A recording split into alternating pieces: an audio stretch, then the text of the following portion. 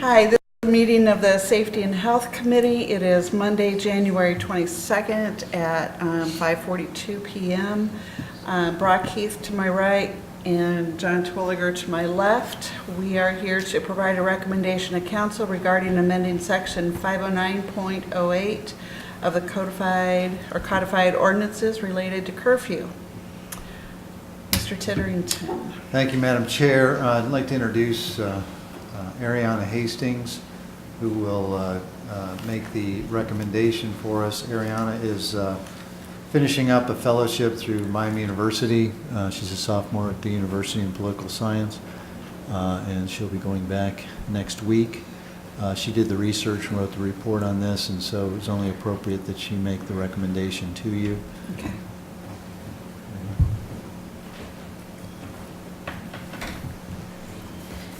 Thank you. Good evening. A council member asked for a review of the existing ordinance for the curfew in comparison to surrounding communities. The curfew is included in attachment 1 of your packets and was enacted by Mayor Fletcher in 1979, and it is still currently in effect. It states that minors under the age of 14 are not allowed out in public spaces past the hours of 10 p.m. and before 6 a.m., and 14 to 17 not be allowed out between the hours of 11 p.m. to 6 a.m. of the following day.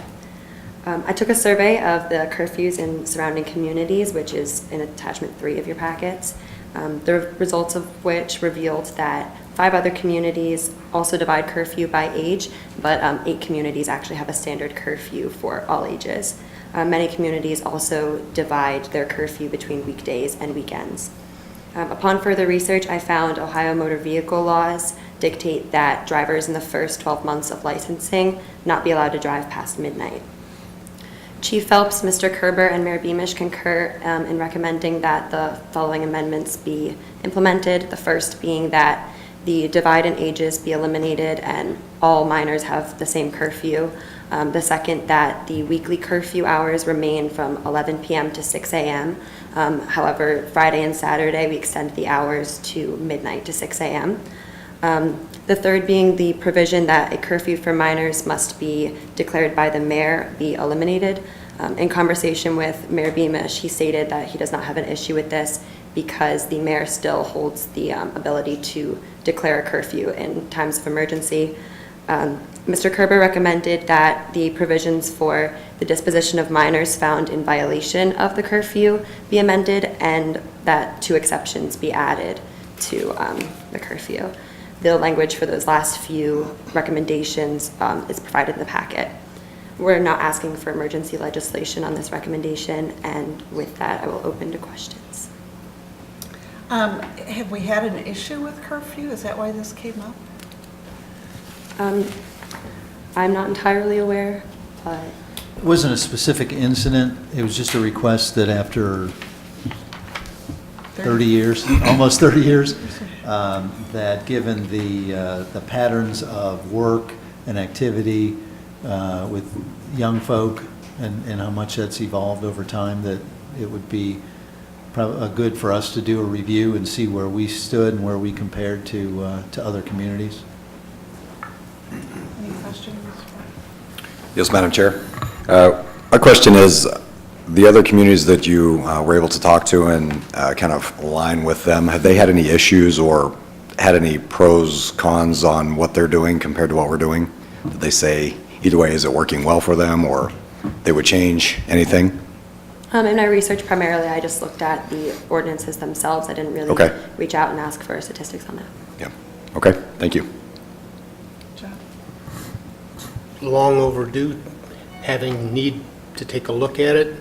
The key element for me would be as our driving license patterns have changed, this somewhat starts to correspond with what the state is saying happens once you get your driving license. So I think it's a positive activity. Is attachment 3 what we're looking at now, or is this the previous one? That is the previous curfew. So basically, the 10, it would be 11 to 6, and then the 11 one would change to midnight. It would be for all ages under 18, 11 p.m. to 6 a.m. Sunday through Thursday, and then Friday and Saturday, midnight to 6 a.m. Okay. All right. Any questions from anybody in the audience? Other council members? Yes, I have a Todd? comment. Since I was the council member referenced, I will tell you sort of how all this came about. Revealing himself. Because it's sort of a lessons in civics that Mr. Twilliger would appreciate as well. A group of teenagers were at my house and commiserating about the fact that they can't even go on a date because they didn't have a movie theater, Pickwa, whatever. If you went to the 9 o'clock show, you would be violating curfew. And I don't know how other parents parent, but with my wife being the juvenile court magistrate, she said, no, you cannot violate curfew. You have to be home at 11 o'clock. And I said, you know, you should get some people together and ask if the curfew could be looked at. And so they came to me, and I came to Patrick, and Patrick came to you, and that's how it sort of got initiated. But I agree with Mr. Twilliger, it's long overdue.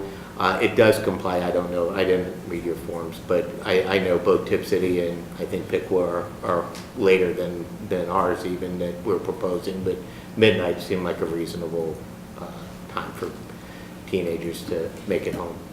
Great. So, thank you. Thank you, Todd. Thank you very much for your presentation. Thank you. Anything else? I think she mentioned we are not asking for emergency legislation. Okay. All right. Thank you very much. Thank you. Gentlemen? I would move that we proceed with the modifications to the procedures. Yeah, I would agree with that. I think it makes sense, and I appreciate everybody's work on this. Agreed. Let's go ahead and do that, present it to council. Anything else for this committee? All right.